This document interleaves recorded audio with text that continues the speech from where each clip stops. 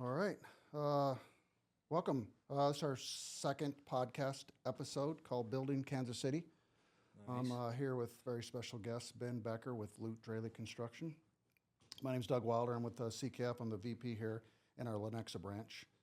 And CKF supporting this broadcast to provide cabinetry and countertops throughout the Midwest. So, Ben, let's get into it. Yeah. Well, Let's talk about, I always kind of like to start with maybe the history of the company, kind of give us a little background on it. yeah. Well, I'd love to get started here, Doug. Thanks for hosting me, Yeah. and second podcast of all time. Second is the best, is Second's what they good, say. yeah. Yeah. So, no, excited to be here, and thanks for having me on. And to get started with the history of the company, you got to start with the name. And so, Luke Draily Construction, we're commercial general contractors. And my father founded the business back in 1997 with an equity partner. And so actually I have an older brother named Luke. And then his equity partner had a daughter named Draily. So that's where the Luke Draily came from. Interesting. We have a very, family-oriented business. Mm-hmm. And I will say the equity partner didn't work out too well. And that's why it's a large Luke now Yeah. and Small smaller Draily. Draily. But great Right. guy, just wasn't, good fit for the business. Yeah. And so we're commercial general contractors. We do pretty much everything besides a hospital or a high rise. Some of our past work, we do a bunch of Whole Foods. We've done about 15 Whole Foods over the years. Did a bunch of Dickinson theaters back in the day. Bunch of retail. We're starting to do some of those, dispensaries and electric truck manufacturing facilities. So all over the place, industrial, retail, but our niche as of late has been multifamily. So with just the market, in Kansas City, we need more housing, Yeah. need for more sure. beds. So we just kind of adapt with the environments as they've changed over the years, which used to be retail and office. Now it's more multifamily, and we're really, relationship-based contractors, and 90% of our work over the years has been repeat or referral. So we just kind of go with our developers, what they want to do. We're their construction guys, and we'll get it done for them. Well, I was reading on the bio, 90% referral rate for you guys, which is amazing. It says a lot about your culture and your company and what you guys provide customers. So congratulations on that, because that's the best way to get work is those partnerships. Well, even on the back end, the people who are actually getting the job done are project managers. There's two of them that have been with us for over 20 years. Actually, since I've been in diapers. Which Nice. is pretty crazy when you think about it, right? Right? Yeah. Well, let me ask you this. Let's get back to your father just a little bit. So was he in construction growing up, or is that how he kind of morphed into this? So he worked for one of his good buddies growing up was Rob McConnell with McConnell and Associates. So he grew up, pouring asphalt and whatnot, getting all gritty. And then he worked for Fogel Anderson when he graduated from UCM. And then just kind of had one of those deals where it's like, I think I can do this better. I can treat my clients better, take care of them, don't really love. And I'm not talking bad on Fogel, and this was a long time ago. Yeah. But they're a great company here. But he was like, I want to start my own thing. But my pops didn't grow up with very much, so he needed an equity partner, and that's where his partner came in and bought him out shortly after that. So he started, he's basically started from the ground up in Oh, this yeah. business. He laid the foundation for me to take it vertical, which is what I'm trying to do at the moment. Awesome. Now, Luke is not part of the company, or he's moved on to something else? Or So Luke is in the office. He works, we kind of have a real estate arm, Mhm. and it's a separate company, but he just looks for different kind of deals for us to maybe partner or invest in. Nice. And it's becoming more prevalent nowadays to mitigate risk, right? So back in the day, the developer would be like, all right, I've got the sole ownership, 100% of it. Now it's more like, I need to get, my team on board, especially nowadays. So, hey, if my contractor can trim off a percentage and I give them a little slice of the pie on the actual, development team, what does that look like? And so that's what my brother does, is he kind of looks deeper into, do those numbers make sense if we trim a little bit out of our, cost and roll that into the development itself to try and get a little piece of the pie. But it also makes the developer, feel better, because he's like, all right, these guys are, Yeah. they're invested. They got some skin in the game, by trimming some percentage off, and they're going to keep that cost as low as they can, which we all know it's hard to trust contractors. And that's talking about our 90% repeat and referral. So that's one thing we've tried to squash the bug on that. We're very open book, relationship based. I mean, with our clients, we literally give them too much information. More times than not, they're like, all right, guys, just give me the high level stuff here. I'm not working for you. We're like, here's the proposals. You want to look at this, you want to look at that. We try and overflow them.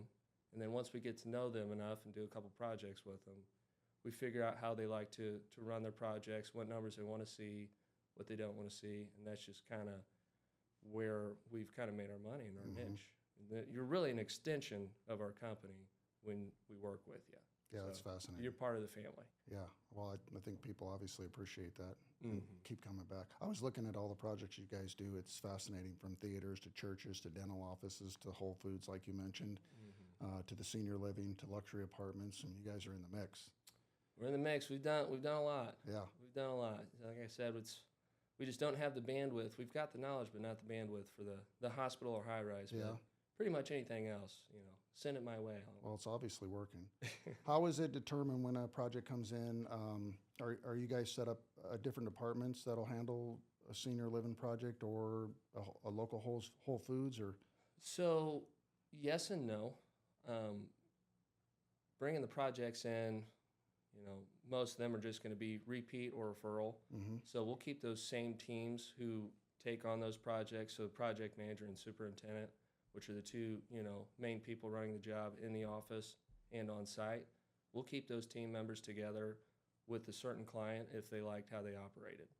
Now, saying if they didn't like a superintendent but they liked the project manager, we'll say, hey, if you want to try out, a new superintendent, we'll work with you. go with that, yeah. You are part of our family. Let's make you feel as comfortable as possible, because let's be honest with you, we're dealing with a lot of money here, and Yeah. you got to deal with a lot of trust. So Well, and they need to be happy and feel warm and fuzzy inside when that project's going on. as So, much as you can. Yeah, for This sure. industry's tough. So as much as you can make them feel warm and fuzzy, you got to take advantage yeah, of it. absolutely. Mm-hmm. So I'm assuming, I grew up in construction myself, so I'm assuming you were on job sites a lot growing up. Oh yeah. I mean, the amount of pictures of me just sitting in a crane, or it's pretty fun. And my company in Alpha Omega actually hosted Dozer Days, a little tent there last year at Arrowhead. They bring in all these big machines and all that good stuff, and it literally kind of brought me back to when I was growing up. Yeah. Because these kids were so excited getting on, bulldozers, Sure. little skid steers, little excavators, whatnot. I was like, man, I was super lucky to be able to do that all the time. Right. And these kids were thrilled about it. Playing And I with the remember, playing with big toys. Giant sized toys. Yeah. I mean, I'd be sitting on the operator's lap, and I'm like, hey, look at that thing over there. Take it down. So what path did you follow then out of high school, college, and then planned on working for the company the whole time? So it was kind of, mixed opinions, because growing up, with my father starting the business and laying the foundation, obviously there was a lot of long nights, some difficult times. 2008, Yeah. we actually got sued on top of that. So without, our great lawyer, Rob Pitkin, backing us up, we wouldn't be here right now. Mm-hmm. Good. But just going back, growing up in that environment, we didn't go on too many vacations. So I'd been to the beach one time when I graduated high school, and I actually got recruited to play football down at South Alabama. I was like, well, it's 45 minutes away from Gulf Shores. Yeah. We, didn't go on too many vacations growing up, and when we did go on vacations, possibly on the phone, Sure. world would be ending and whatnot. But so went down there and played football freshman year, then transferred up to Mizzou, just because I wasn't making contacts, because I had realized I'm not in love with the sport. I was a big offensive lineman, and I knew then and there, it's like, you go to college for connections. I've got a very good opportunity.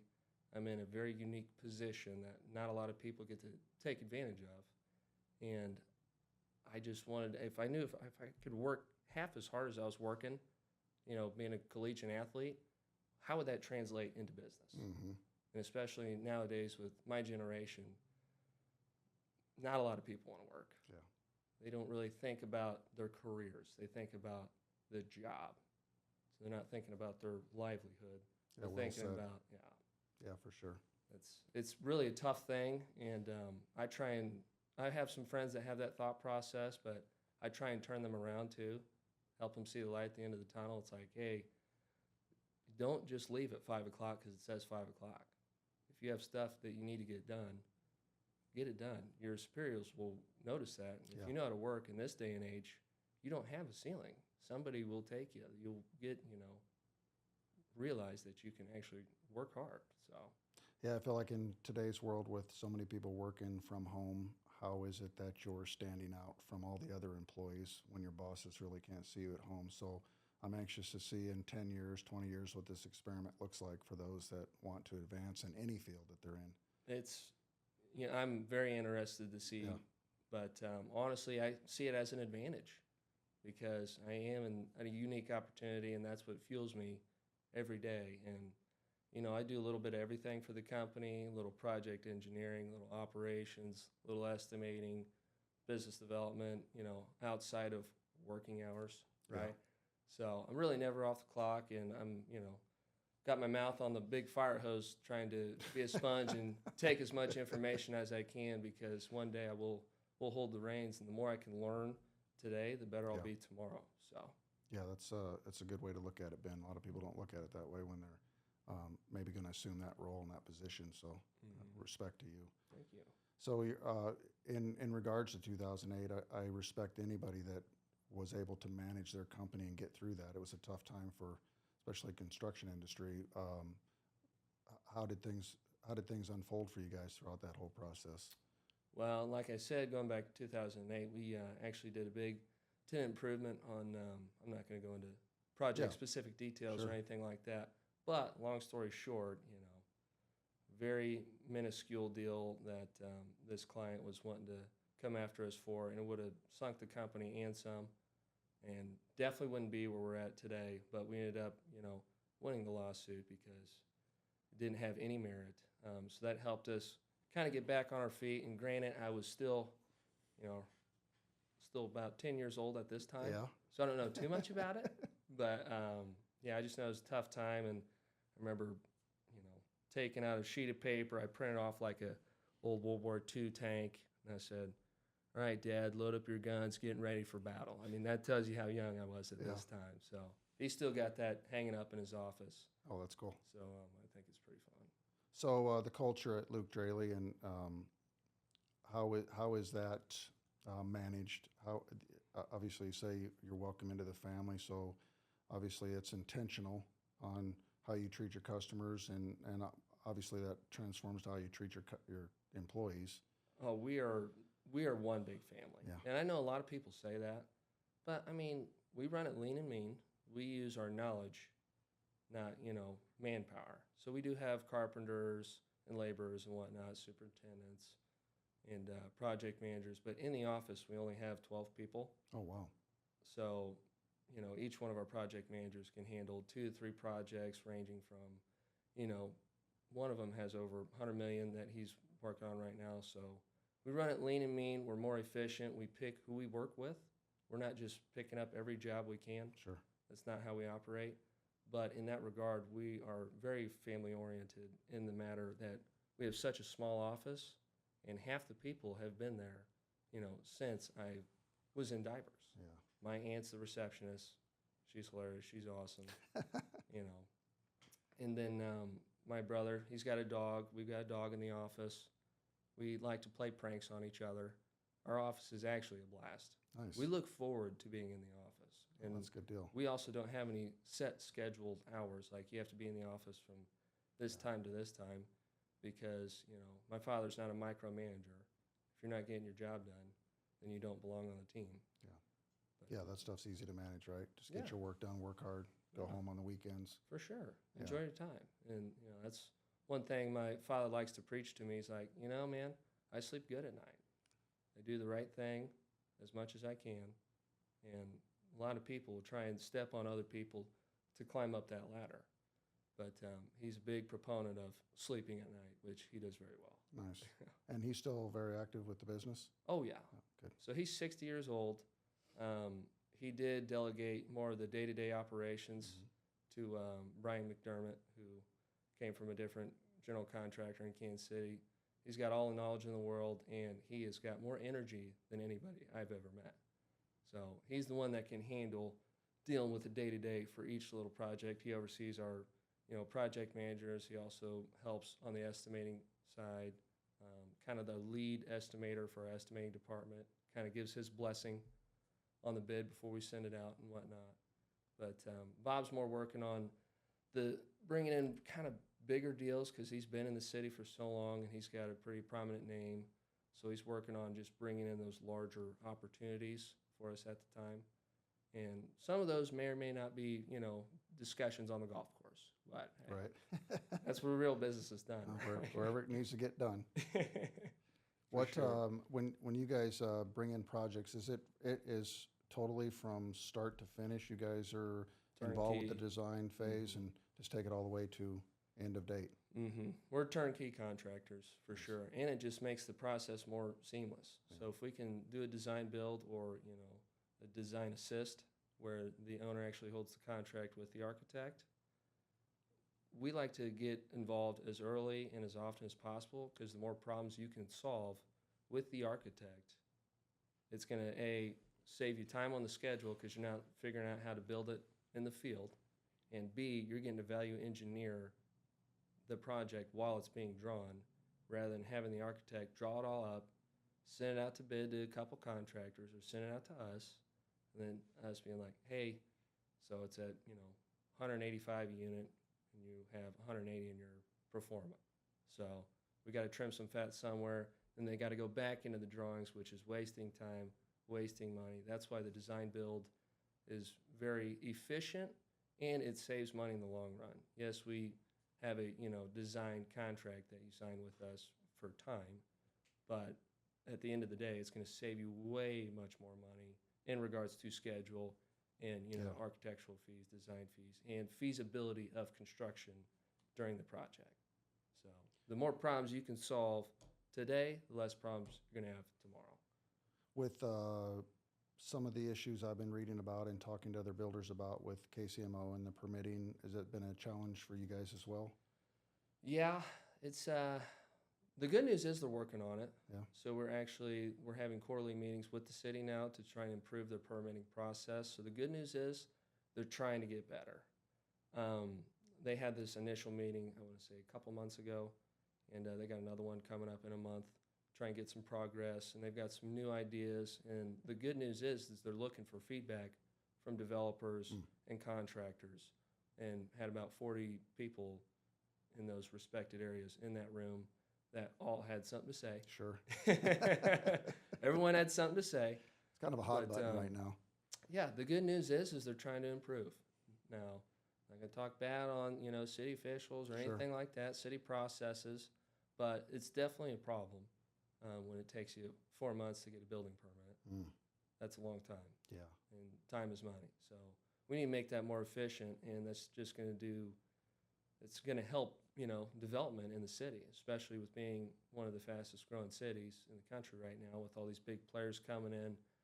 We need to streamline that process to make it more efficient and bring in more, I'm not going to say, out of town money, but a lot of the money from the coast is starting to come in the city, and they'll get deterred if it's going to take them, 4 to 6 months to get a building permit. Yeah. So. Well, I feel like with the cost of living on the west and east coast, that the Midwest here is just prime for an explosion. Oh, people moving in and businesses moving in. the fuse is lit, Doug. Yeah, the fuse is lit. Seems like a great area, especially Kansas City with how vast this area is down here. It's crazy. I'm telling you, that fuse is going to be hitting that dynamite here sometime next year. We're going to have to buckle our seatbelts. We've been getting a lot more bid invitations, Doug. Well, it seems like, the city officials, it should benefit them to talk to all these experts that are out there building and sure. Trying to improve this city. I'm surprised it hasn't been, a process in the past. Yeah. So the good news is they're trying to make it better. And that's that's all any of us can do is try and be better. Sure. So your title is business development, but it sounds like your hands in just about everything. Oh, Swiss Army knife. Yeah. I mean, if I didn't get made fun of for handing somebody a card with Swiss Army knife on it, so I've thought about it before. Trust me, I've thought about it. I wear a lot of different hats every day. I mean, even just yesterday, I started my morning out on site helping move a bunch of solid wood doors because, some of our boys needed a hand. Yeah. And then came back, did some project engineering for one of our PMs on another job, and then took a lunch meeting with an architect, and then, go out and do a little business development. Met you last night for the first time at Sam Knoll's grand opening party. Shout out to Treasure Advertising. Yeah, for sure. Yeah, great guy, great company, very innovative, creative. Yeah. Couldn't say anything bad about them because they just do the right thing. Fun group. They sleep good at night. Yeah, fun group of They people. sleep good at night. Young, energetic. Oh yeah, kidding me? So we actually referred them to the development group out at that mid-rise luxury apartment we just finished up, and they have increased the leasing. I don't even know what percentage, but it's been open for less than 3 months. It's over 50% leased now. Oh wow. Big thanks to Treasure for that as well, because we did not have any social media presence or anything like that, or lack thereof. So they Yeah, turned they're- that around. Yeah, they're a fun group, and obviously helping us put this podcast on and Mm-hmm. have a lot of fun with them for sure. The clients and the referrals coming in. Obviously, you guys are always out there, probably pounding the pavement for new, or no. It's just a matter of you guys have enough coming in all the time. Well, just taking a step back, I guess I want to tell you a story kind of about we're starting to shrink that 90% repeat and referral now because I am now more active in the city and bringing in new opportunities. This all started a couple years ago after I graduated. I was back in the field. So I grew up in the field, poured concrete, couple summers, laborer, carpenter, whatnot. And so I was out there working at that mid-rise luxury apartment complex. So I'd work there during the day and then go meet my buddies. And they're like, oh man, they're all in the industry. We've got so much new stuff coming in, new guys coming in from the coast, new guys coming in from Chicago, blah, blah, all these new players in town. I'm like, I go talk to my pops at dinner. I'm like, hey, do we have any, new clients coming in? And he's like, no.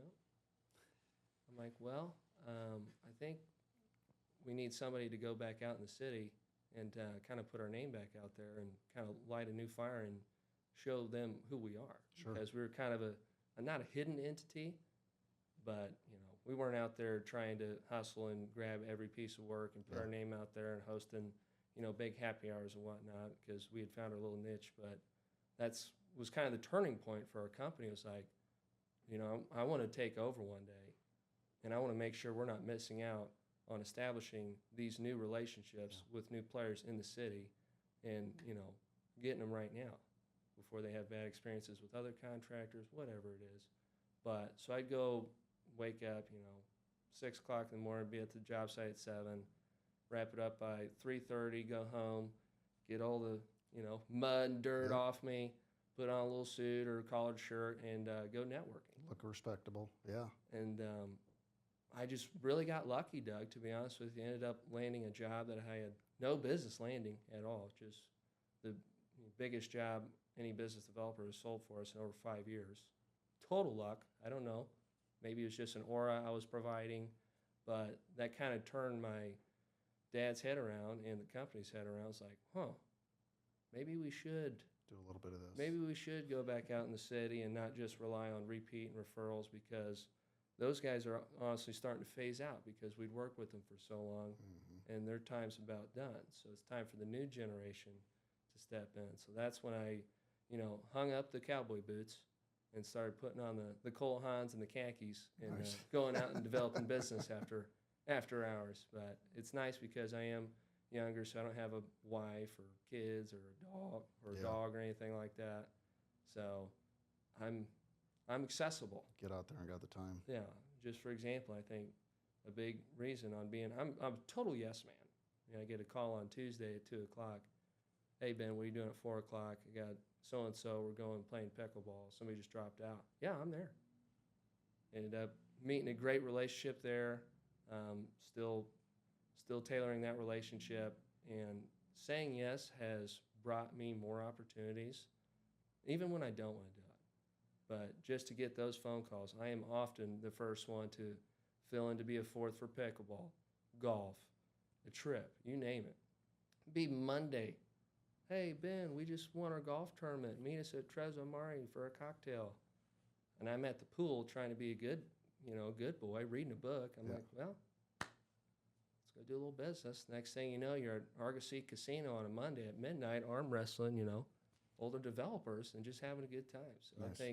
I think I get to bring some of that younger energy back into them because they love talking about their golden days back when they were Sure. my age and all that good stuff. So that's kind of my little niche on how I get in with the new clients we're starting to bring on board. It's just really entertaining them, showing them a good time, while also being knowledgeable because I grew up in the business. Yeah.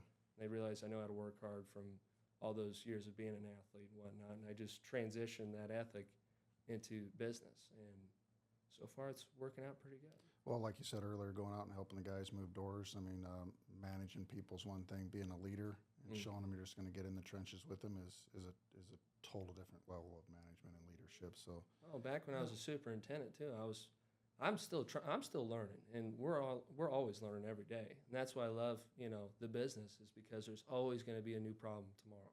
Yeah. And I could never just sit at a desk and crunch numbers. It's just not how my brain works. But when I was a superintendent during COVID, I'm doing some smaller tenant improvement projects, but I would help my electricians, load their gear into the site every day. I'd help them wire up as much as I could just so I could start learning, because I learned with my hands, and that's why I went back in the field when I graduated. A, to earn the respect of our guys, and B, so I could learn, because I learned better with my hands. So yeah, we sound very much alike. I'm much better to go out in there and get dirty and figure it out, and I sometimes welcome the problems, trying to find the resolution around what might be happening. And you're right, construction lends to that a lot, to where we have to shift and pivot and, okay, this isn't working, but this will work. So those are fun, challenging times. And you're right, it help the guys around here unload trucks and do whatever needs to happen. It's just getting in with the mixes. Oh, I'm telling you, my pops will still, fire up that power washer too, man. Yeah? Oh yeah. He's out there moving stuff, and that's when the boys know it's like, oh, okay, maybe let's step it up a notch too. We got Bob out here. Well, he's still a young guy at 60, so. He likes to think that. Yeah, does he? Mentally, for sure. So day to day, what's maybe some recent major challenges you've had to deal with and get a resolution on? Really, the biggest challenge today, and this won't be a challenge next year, is just kind of the backlash of the interest rate lull that everyone's gone through. So right now, there's not a whole bunch of projects going on, just from that backlash of the interest rates kept climbing and climbing and climbing. Everybody just said, okay, whoa, man. Yeah. Let's wait a little bit. These numbers might not pencil. They might pencil at 7%, but they definitely won't at 10. So they pushed pause on all their projects. But there was also, the bigger projects that we were working on, we're still going through. So there's another year and a half, but those projects are back in the design phase, but their shovels aren't in the dirt yet. So it's a weird little lull we're in right now, but it's only going to last, probably my guess, and for us, from our personal, experience in what we have in the pipeline, it's only going to last until the end of the year. But what's made that difficult for me is we're not a small contractor. We're serving the middle market, the higher to middle market. So I've been having to dig up a lot more smaller tenant improvement projects, which our numbers get very attractive when you hit $5 million and above. But below that, we are a for-profit business. It's very hard for a company like ours to compete against a smaller contractor who just has less overhead and can provide a better price. Yeah. And with cost being everything nowadays, what makes it difficult is trying to beat those smaller contractors' numbers, because we're getting a lot of the same bids from the subcontractors they're getting it from. Yeah. So that's been the biggest challenge. But the good news is, and the part of that challenge is, we have a great team, and the construction turnover rates are pretty high, but we're trying to keep as much as our team as possible. And the good news about that is we have been able to keep our team busy. And we kind of batten down the hatches, ran it a little more lean and mean, but that's the biggest challenge right now is just picking up some smaller jobs before our big jobs kick off next year.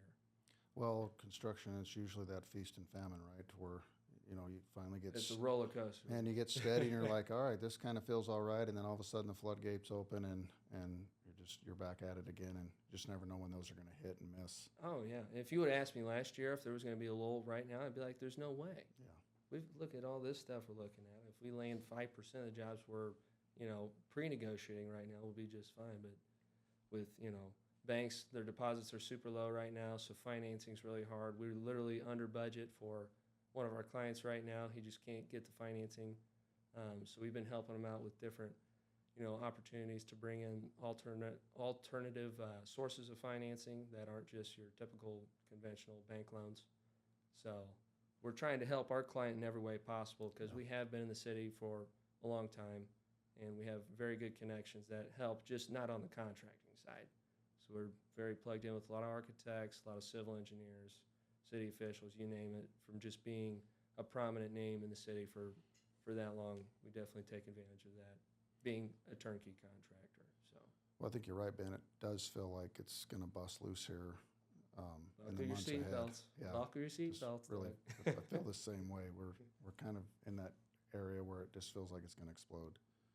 But I mean, to any of you listening out there that need a project done, try and get it done right now because pricing is good. Yeah. It's very competitive. We're getting a lot of coverage on the respected trades, and pricing's good. People are hungry, and it's totally flip-flopped because about 2 years ago, we were taking subcontractors out to lunch to try and get their numbers because everyone was so busy, and now it's flip-flopped. Right. To where the subcontractors taking us back out to lunch. Nice. So that's part of the roller coaster, and I'm still learning how the whole world operates in this industry and whatnot. But it's fun. It's fun. Yeah. So projects, either when you were a kid with your dad or now, did you have something that sticks out in your mind that was maybe one of your favorite ones to work on or be at? Favorite project to work on or be at? I mean, I love construction in general. Just the building process alone has always fascinated me. I've always been in it since I was young, and from whether it's a single family home or a big commercial site, I just love what people are able to put together. It's crazy, isn't it? Yeah, it's fascinating. It blows my mind. Yeah. It does. But honestly, favorite project's going to be biased is, the first project I sold.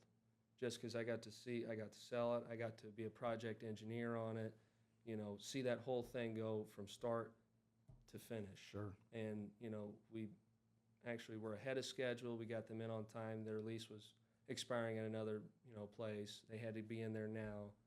And we had to use, some different resources to get them in the building to meet their schedule. So just going through, and there's, obviously there's a lot of just different problems we were solving because we were really doing a build design, not a design build. It was just like, all right, guys, we need to get everybody out there. We had 60 electricians working every day of the week, 24 hours a day, trying to get this puppy done for them. What was the project? It was an electric truck manufacturing facility. It's about 400,000 square foot, tenant improvement. So it was just a cool project. And, that 400,000 square foot building, like, that's the biggest building I've been in. Yeah. Wanted to say you could probably get your truck up to 70, 80 miles an hour in there just on that home stretch. Now, I didn't do that. So that would have been fascinating to take that. Oh, yeah. I mean, you got 42-foot tall, ceilings in there, huge building, and got to see it all come to life. So, and having that much involvement and it kind of being my first job, my baby, taking care of her, I really enjoyed it. Yeah, a lot of pride in that, a lot of Mm-hmm. ownership. Speaking of the warehouse space, the commercial market here in town, for me, it just, when I drive around, it seems like we have too much of that, but that market's pretty good. I've talked to some commercial real estate guys and of course what they're building, like down in Gardner and everything. It just, you guys have some of those on the books or in progress? So we do, and kind of what we're seeing is it's more build to suit. So we're not seeing too many developers, just building out some industrial and then looking for tenants. Right. Like they're getting a tenant on board right away, or we're meeting directly with, somebody who needs an industrial building built. So, for example, we're growing pretty rapidly, so we're getting ready to break ground on our new industrial building in Riverside. And then we have a neighboring project just across the street that's another industrial project for Necco Coffee. And those are both around 50,000 square foot. So it's kind of the smaller industrial. We're not seeing too many of those big bombers going on unless, it's Meta or Panasonic, Sure. whatnot. So they already have the client lined up. Well, it's a little safer bet. No, it's a little safer bet Yeah. for sure. I often wonder when I see so much real estate up for lease, how that handles being on the books, all that stuff out there. But yeah, to answer your question though, the industrial market, I definitely think there's still a big need for these smaller, 50,000 to 5,000, square foot of space, rather than your hundreds of thousands of square foot for one tenant. Yeah. So that's just what we're seeing. Now they're still getting built, but I bet you in a couple of years you're going to quit seeing those on the city agenda minutes and whatnot. So the building you guys are moving into, will you move completely out of the offices you are now currently in? Nice. Just right down the street, just a little bigger, a little newer. A little bigger, a little newer. Yeah. Yeah, good deal. Now, most of your project managers, I'm assuming, will come into the office, but most will probably just stay on site? So our superintendents are on site at all times, our project managers, and so normally a project manager of ours will have 2 to 3 projects going on because there's nobody in our office that's a project manager that has less than 20 years of experience in commercial construction. So, you don't really have to hold their hand. They know what they're doing, and they can handle multiple projects at one time. But I would say on average, our project managers are in the office maybe half the time. The other half of the time, they're going on site, having OAC meetings, just checking in on site, making sure everything's, up to speed, or if the superintendent calls them, says, hey, we've got an issue or something's going on over here. So I would say it's half and half, but going back to what I said earlier, Doug, is there's no specific time you need to be in the office. Yeah. You just need to get your job done. And we trust you. We give you the leash, or we give you some slack on the leash. Yeah. Well, there is no leash. You're just running wild. Just get it done. Just get your job done. And, our culture is so good that once you get embedded in there, you're like, yeah, I want to work hard.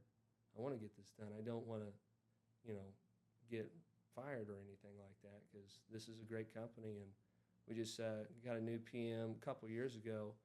Great fit. We love him. He's so much fun. And then he was just telling our intern the other day, he's like, Austin, you better not, screw up, man. No, companies don't operate like this. You're spoiled. Yeah. I grew up in the more corporate world with those bigger, construction companies to where you've got a million hoops to jump through and you don't even know your boss's boss and whatnot. Totally different environment. Very different environment. Yeah. And that's honestly been my biggest kind of fear in the future, is because, I have big thoughts. Got big ideas. I have a vision.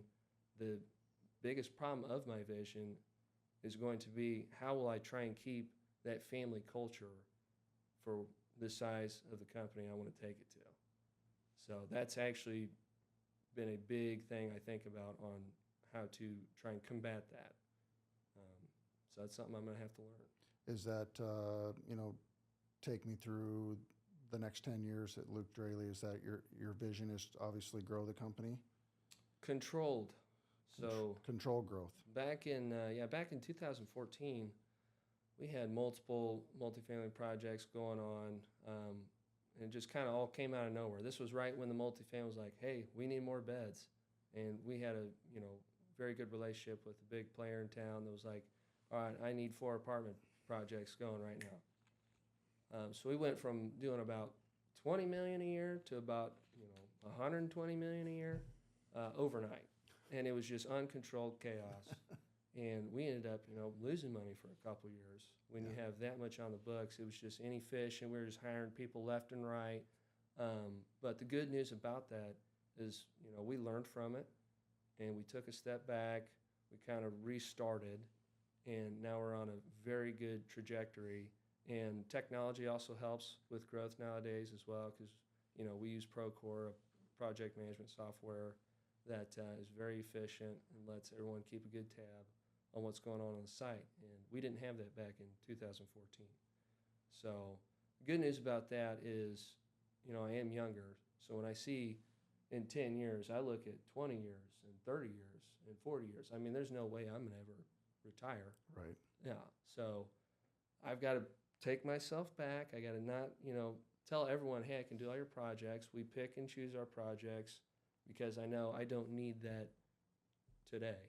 I'm just looking down the line. Mm-hmm. So it's like, all right, don't want to take on too much that we can't handle and deliver or under-deliver and, hurt the reputation, because all in all, that's all you have in this city is your reputation.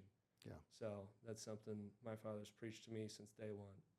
So that's the last thing I'm going to do is try and put that, on the chopping block by any means.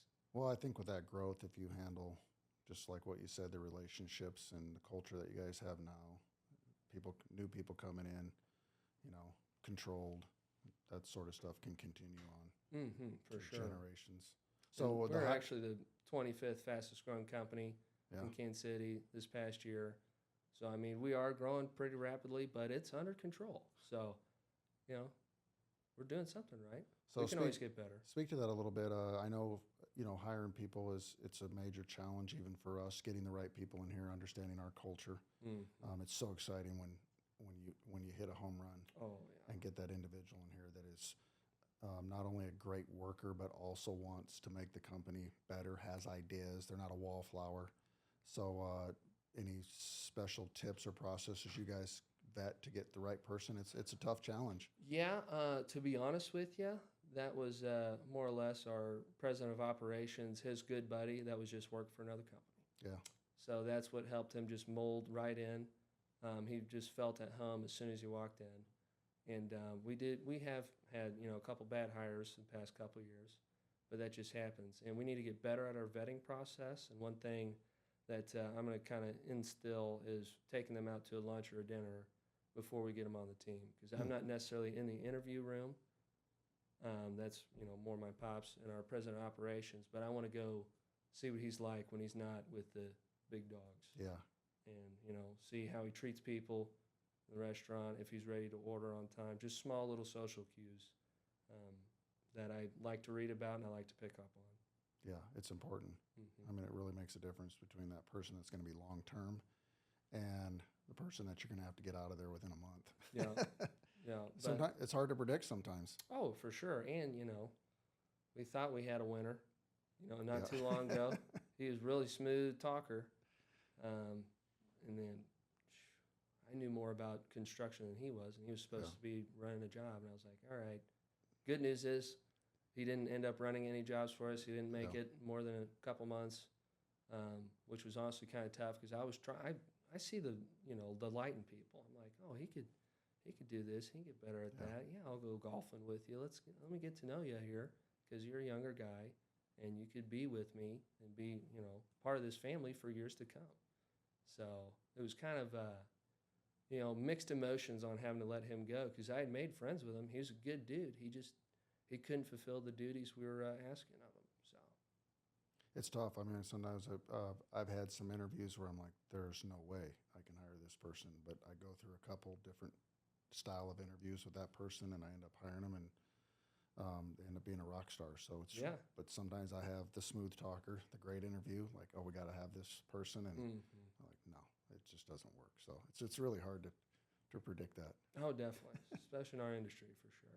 Hey, one thing I always ask before we wrap up, because I ask it of myself often, failures. I always learn more from my failures. What have you learned from some of your failures? What have I learned from some of my failures? Well, I've learned that I need to keep myself accountable. Good one. Definitely need to keep myself accountable. So what I do is I have a to-do list that I go over the night before my next working day, or if I have something going on the next day, because I would say my failures is just focus. I get, because I do wear a lot of different hats, my brain will fly all over the place. That's been my biggest failure is, maybe missing some small details that were very vital to one of our clients. So I create a to-do list that I check off every day. I don't have certain times when I need to get it done. I say, no, need to get that done. I start with, top priorities and going down from there. So really just trying to keep myself accountable in a time management to-do list style to make sure nothing slips through the cracks, because I am, lunch with the architect and doing project engineering stuff, submittals, RFIs, and I'm over here, looking at the estimating department's numbers, making sure that. So I just need to make sure I need to get what I need to get done during the day. So Nice. that's been my biggest failure for sure. It's just focus. Yeah, no, that's a good one. Accountability. It's a great one. I hold myself To, accountable. yeah, acknowledge what you need. Mm-hmm. So eventually, when you start to run this empire, will it then become Ben Draily Construction? No way. You and your brother talk about that at all? No way. I think that I'm convinced that's why he doesn't work for the company. Yeah. Because he couldn't walk around. My brother's a little more introverted than me. Yeah. But he's my favorite person in the world, and we're literally a yin and yang combo. Because he's really the financial analyst, and then I'm out there, big picture. He's the realist. I'm the optimist. We just work hand in hand, and we actually just built a house together. I don't think a lot of people can say they would build a house with their brother and plan on living in it, with them for years to come. That's a great combination, though. Those two styles. Oh yeah, especially for a business. yeah. So I'm like, hey Luke, we can do all this stuff, and he goes, well, we can actually really just do this. I'm like, well, okay, let's meet in the middle somewhere. But yeah, no. To answer your question, it's not going to be Ben Draily. It's going to stay Luke Draily, and we're really known as Luke Construction too, because the Draily really just gets snuck in the back. Yeah. Like all the subcontractors just call us Luke Construction. But well, I've enjoyed this. You're a bright, intelligent young man. Looks like you got a vision for the future, so I believe it's probably in pretty good hands over there. I'd like to hope so. Yeah. So thanks for coming in. Yeah, thanks for having me. Really interesting to hear about your guys' business. For sure. Let's do it again sometime soon. Absolutely. Thank you, Ben. All right. Thanks, Doug.